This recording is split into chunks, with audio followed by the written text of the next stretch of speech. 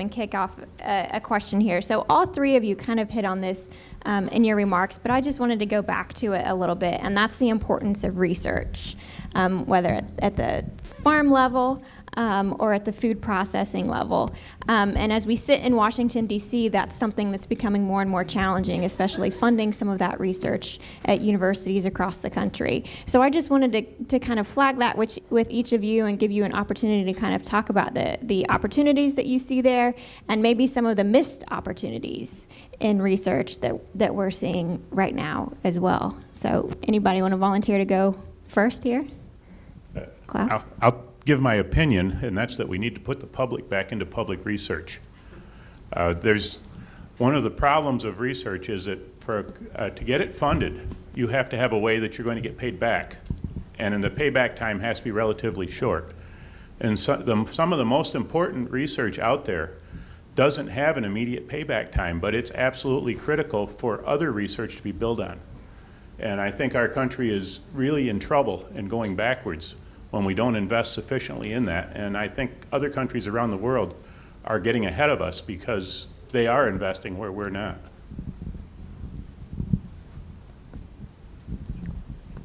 I also think that collaboration within the industry can be helpful to, improve education among different stakeholders.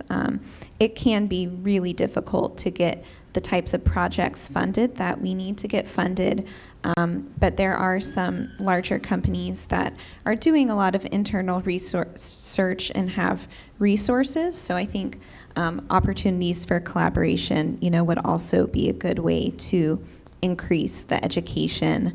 But, as far as research, I think looking at the different grains for, application, looking at some mechanical solutions, I think there's a lot of ideas for what could be researched. It's just kind of a matter of making sure, people are able to pursue those projects and then disseminate their findings. Sorry, you just made me think of an example that the Chinese have developed an optical sorting technology. And we have found that you can use an optical sorter to change the baking characteristics of wheat. Sometimes it's just a very few kernels that need to be selected, and also for breeding. You could use that technology. An optical sorter can be fitted with near-infrared so that it can actually read protein kernel by kernel. This is technology that is totally imported from China, Korea, and Japan. We need to be building on that kind of thing here. Yeah, I'll take this chance to also give out a shout to Cornell University. It was soil scientist and USDA ARS Ross Welch who convinced me. I was an economist, and I said, can we get the plants to do the work? I want the plants to load the minerals in the seeds. Is that scientifically possible? And I went to a range of institutes, and the scientists said, no, you'll get lower yield. And I met Ross Welch, and he said, our research shows that more zinc in a seed makes the seed more vigorous, more viable. You get a higher yield. I said, a higher yield? Everybody's been telling me I'll get a lower yield. He said, no, our research shows a higher yield. So if I hadn't met Ross Welch, I wouldn't be here today. So the thing that I've been focused on is how we convince the agricultural researchers to take nutrition seriously. They want to improve yields, pest resistance, disease, and that's very important. But why do we eat food? We eat food to be healthy, and that has to be at the forefront of the research that we undertake. Thank you. Questions? This has been an excellent panel. Thank you very much. My question is for Kelly, and I think we're all pretty aware when you refine wheat and compare the flour versus the whole, there's big differences in the amount of minerals. I'm wondering how much work has been done on some of the more minor grains to look at bioavailability if you're consuming the whole grain versus, content's different, but how about bioavailability of vitamins and minerals? I think a lot of the research that we've seen on that, and there's probably people in this room who can speak to that better than I can, it's similar to when we look at other high phytate foods, but that we see the viability change and increase over time as people eat more of it. So when people are eating, higher whole grain diets, their body is able to better utilize the nutrition that's coming in. Unfortunately, we do have people in this country who are just starting their journey to a healthier diet, so they haven't quite gotten over the hump yet. But absolutely, that's something to take into consideration, when you're looking at different grains.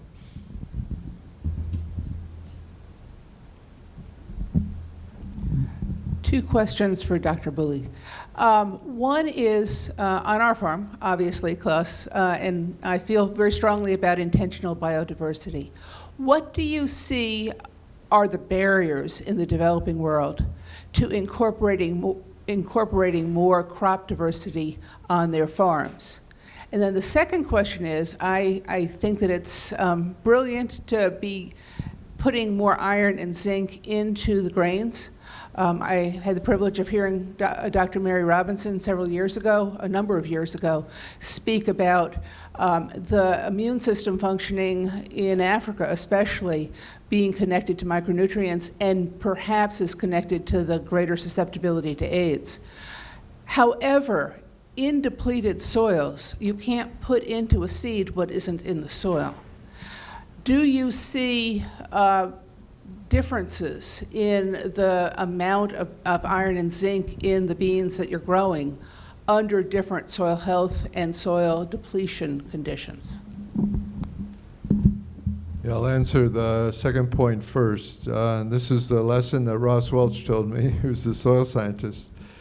He said the thing you can see one rice variety that grows poorly on a zinc deficient soil, and you can see another rice variety that grows well on a zinc deficient soil.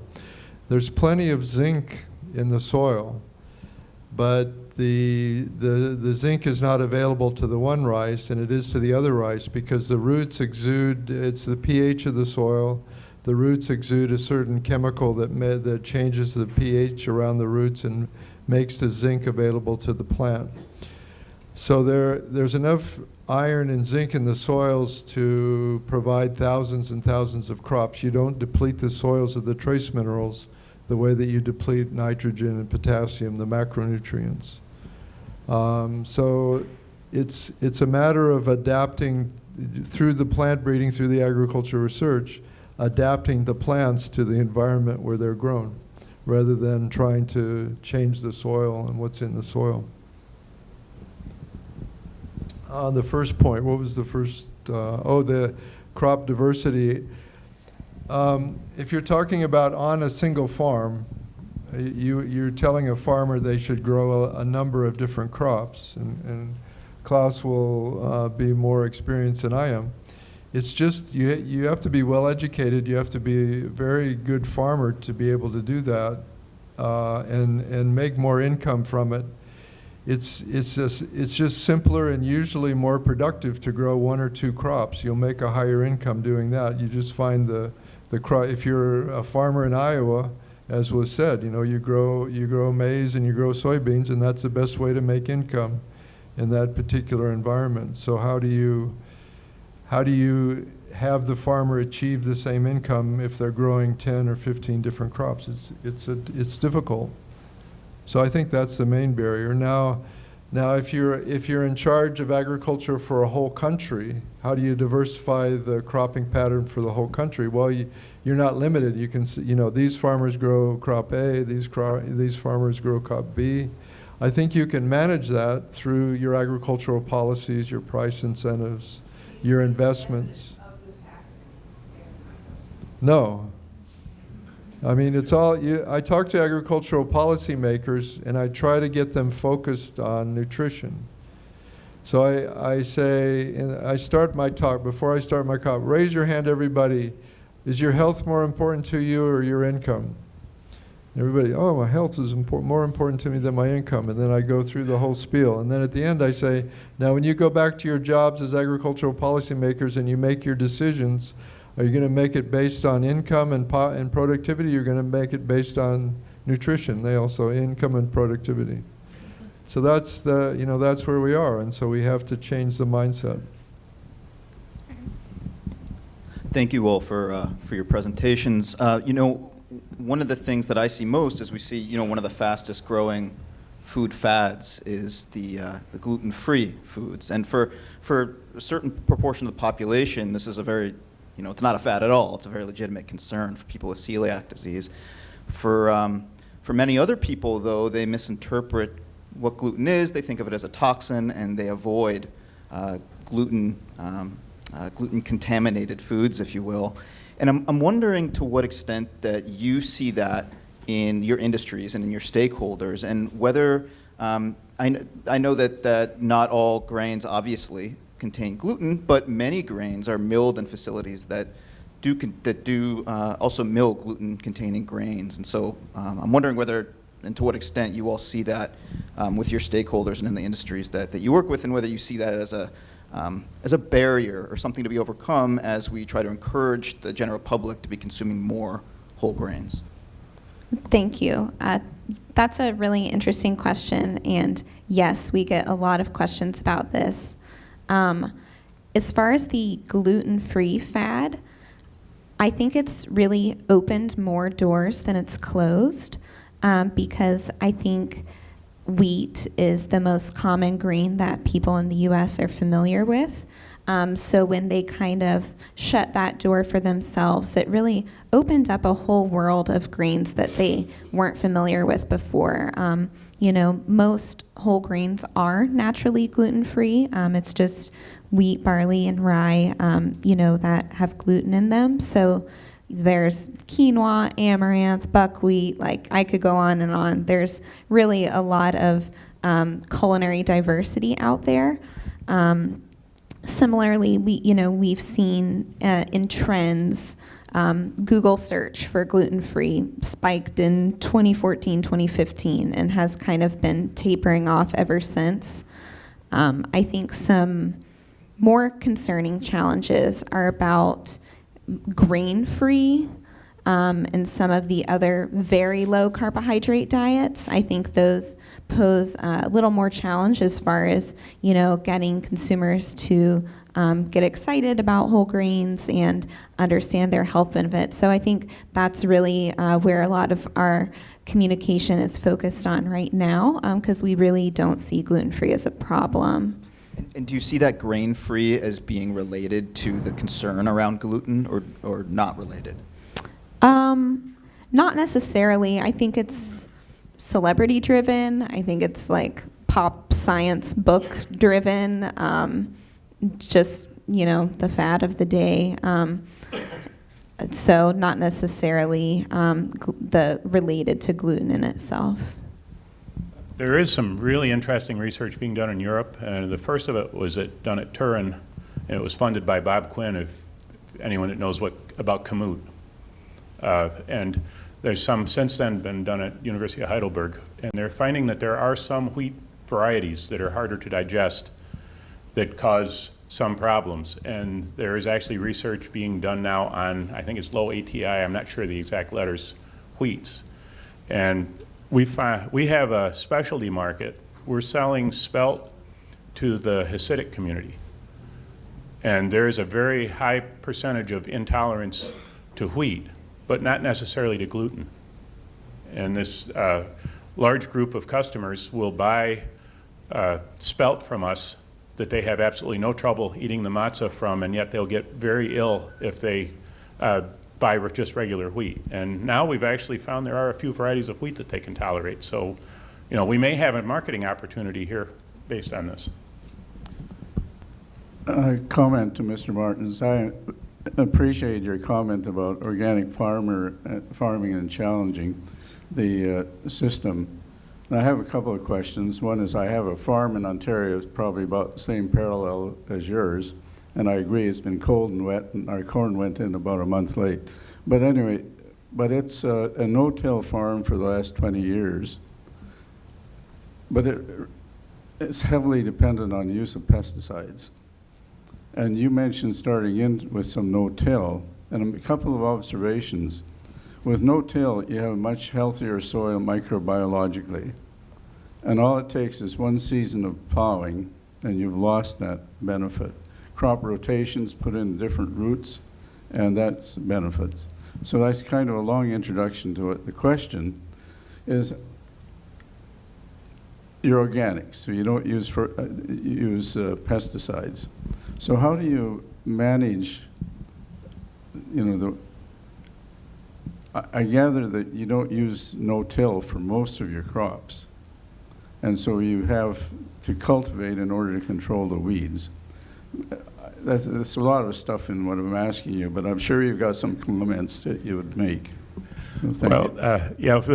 First off, our crop insurance agent can confirm to you that we have yields that are better than most conventional farmers and much better some years on everything we grow. Now, not every year, but it varies with the year. But I don't believe that 1 year of plowing destroys soil health. I've got plenty of examples where our tilled soil and it's not over-tilled, is healthier than the no-till soil in our area. But there is such a thing as wrong tillage and over-tillage. We've gotten rid of the American moldboard plow. There is vertical tillage, and the Europeans use a moldboard that doesn't give a full inversion. It's more of a hybrid vertical tillage. Also, we're finding that there are cover crops that will rebuild soil very rapidly. And while all tillage does damage, there are things we can do that mitigate and repair that damage fairly quickly. It's a much longer subject than that, but I could refer you to some research that was done in Austria back in the 1950s and 60s that could fill this in if you're interested to follow. So could I ask a question about what your crystal balls say about water management in the future? I was interested in Ruth saying Ogallala aquifer is at risk in the states where flooding has been a problem all summer. Can't we get smarter? I read the Big Thirst a few years ago, and they were saying how we do really idiot practices like grow cotton where there's no water. And so isn't there some ability to have sort of a global planet management thought process? I'll quote my favorite no-till enthusiast, Ray Archuleta. I don't know if anyone here has ever heard of him. He was kind of a maverick at USDA, but he really has been pushing reduced tillage around the world. And he says we don't have a filtration problem, we have an infiltration problem. The solution, drought and flooding are two sides of the same coin. And the solution is to build a healthy soil that can infiltrate water better and store it and then release it as it's needed. And we've really got a global problem with this. And I was educated tremendously. Our daughter was in the Peace Corps in Canada. And we saw some of the land that had been rainforest that's being grazed by cattle. It has never seen any tillage whatsoever, and it's some of the sickest soil I've ever seen. Never seen a bit of tillage. And yet you go to the cloud forest where there's been no cattle grazing, and that soil has got 60% slopes and virtually no erosion because it's able to infiltrate the water and then release it. And this is all back into the category of soil health. And this is an area that we know way too little about. I would be the first to tell you, the more I learn, the less I know. And this is an area that we absolutely have to fund research on if we're going to save the planet and feed it in the future. So I'm a little frustrated, I think, with the divide that I see between conventional and organic farming. And about, 8 or 7 years ago, then USDA Secretary Vilsack had a conference that he called the Convergence Conference. And it was to bring together organic and conventional farming to try to find common ground.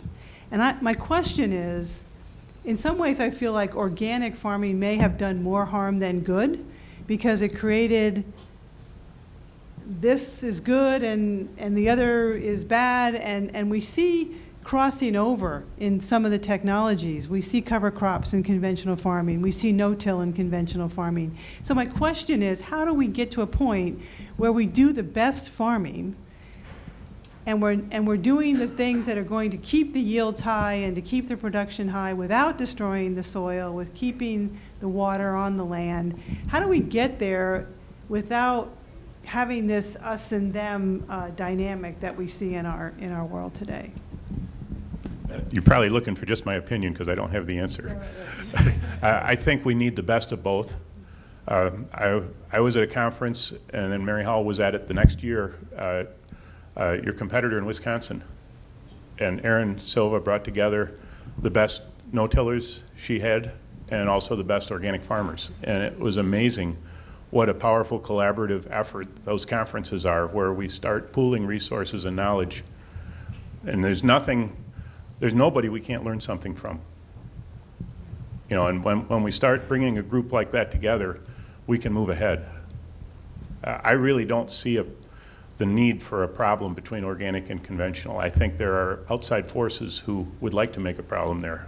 I don't really think the farmers are causing it.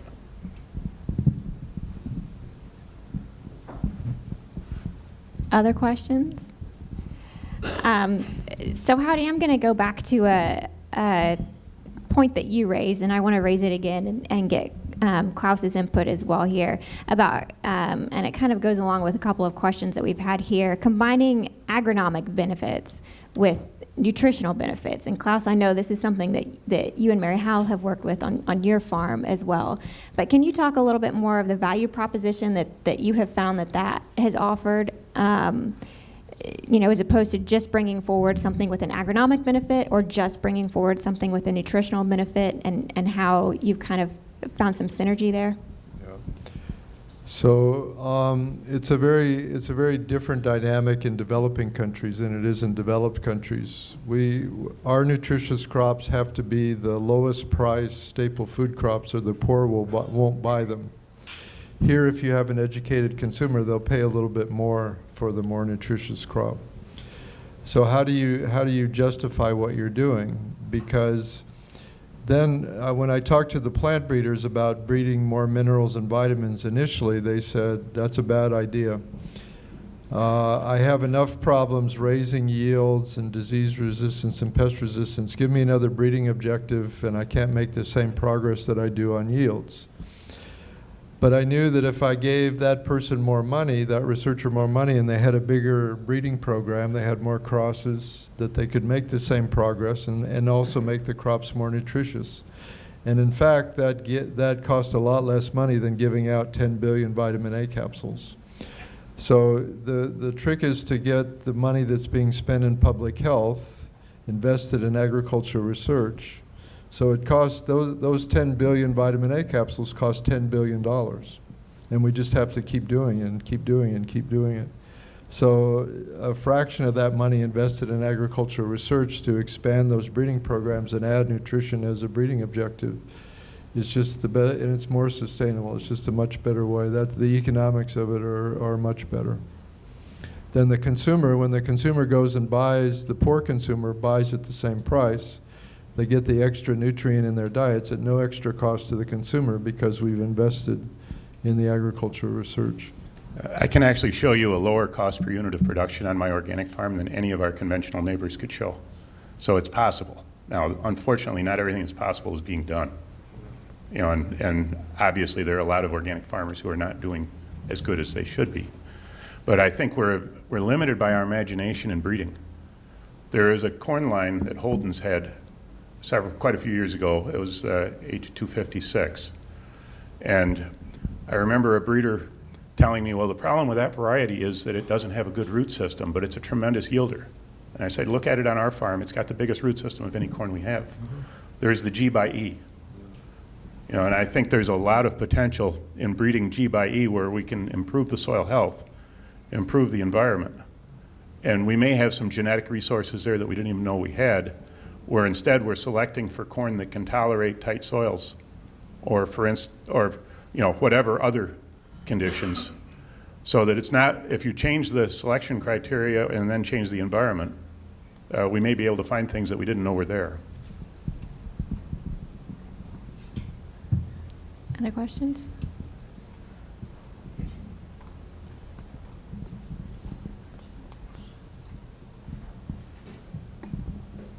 Hi, this is a general question.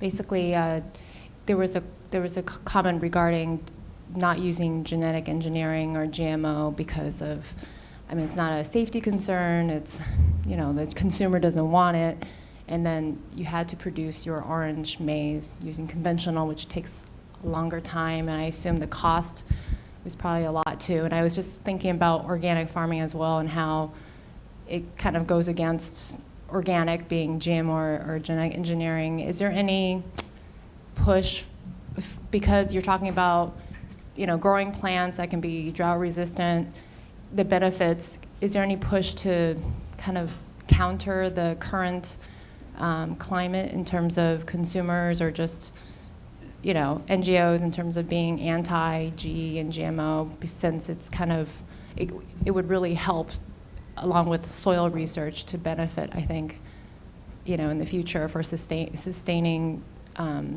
nutrients for, you know, developing countries. Yeah, I don't know what how to change attitudes, but I think the attitudes are getting more negative toward GMOs in the United States. I was eating Ben and Jerry's out of the container about a year ago, and I was shocked to see that it was non-GMO, the label on the ice cream. So you know, it's crazy. For me, I think that now it's a bit of a lost cause, but there are new agricultural technologies coming up. There's CRISPR. I'm not an expert. I know the acronym. I know it's a new technique. And is that going to be regulated the same way that transgenics are going to be regulated?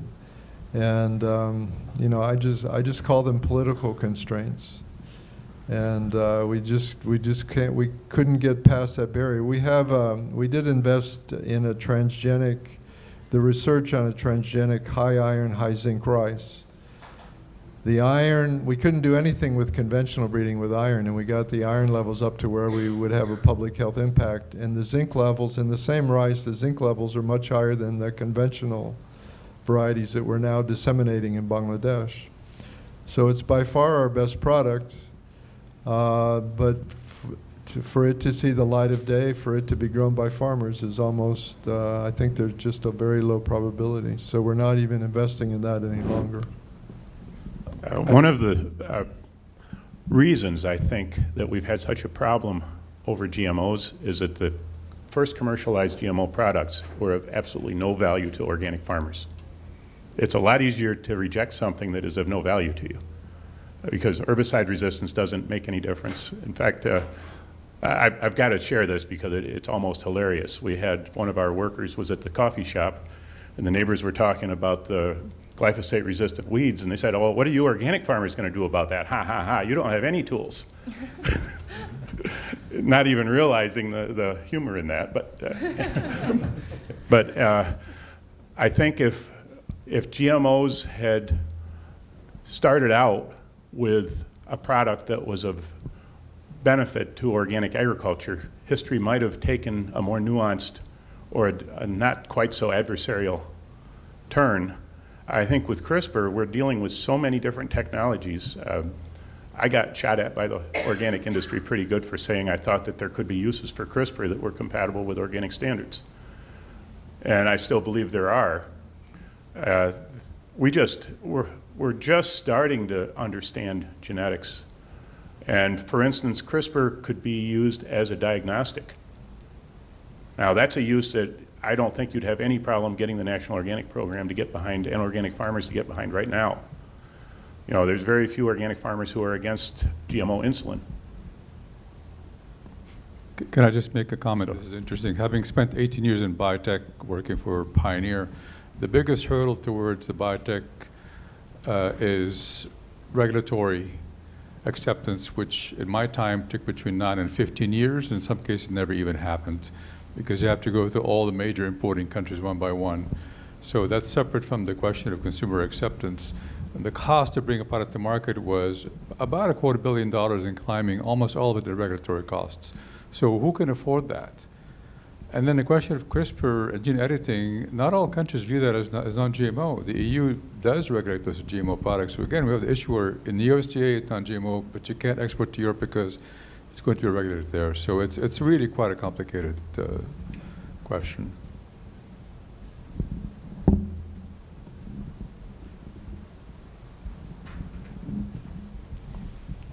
So one of the speakers earlier today had a slide on CO2 and the impact of nutrient density in crops. And in a past role, I worked on a project with a student looking at sweet potato tuber size and nutrient density in elevated CO2 environments. And his data were very sobering in terms of what's going to happen with nutrient density as we see CO2 rise. This is not part of our discussion in the sustainability, climate change. It's all about water use and methane gas and that. But I do think we are facing a significant issue, especially as we talk about nutrition of our food crops. I'd like to have some comments from the panel on this. Well, when we first started, breeding for our crops under biofortification, that research hadn't come out yet. And then when we first saw the first papers coming out about the reduced density due to CO2 levels, I mean, on the one hand, of course, that you don't want to see it. It's a bad trend. But on the other hand, of course, you're trying to get funding and you're trying to get people behind your program, and you're saying, look, this is happening. But I think that's that's where it is. It's one group of people doing the research to show this is happening, and then we're over here breeding crops for higher densities. And so another thing to think about, though, I think it's part of the same biology. We've been breeding higher and higher yields over time of rices and wheats, and we're breeding for starch because that's related to the yields.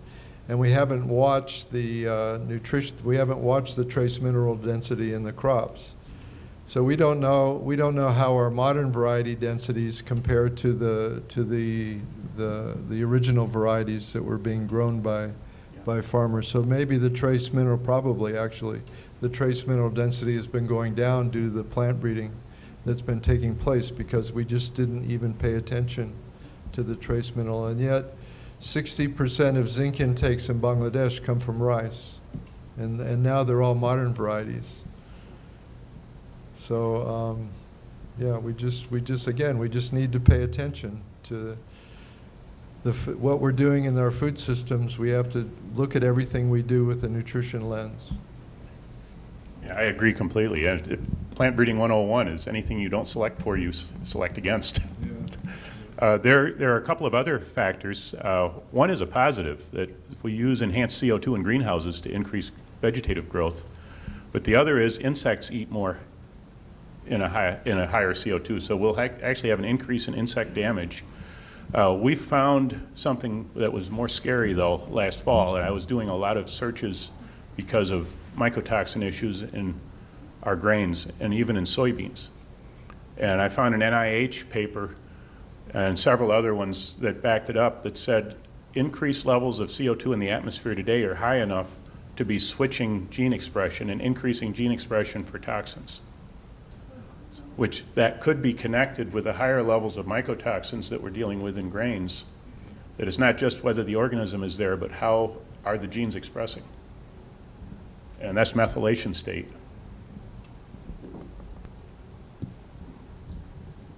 Any other questions? Nope. Well, I know we're standing between you all and a reception, but thank you so much. Please join me in giving our panel one more hand. I think they were fantastic.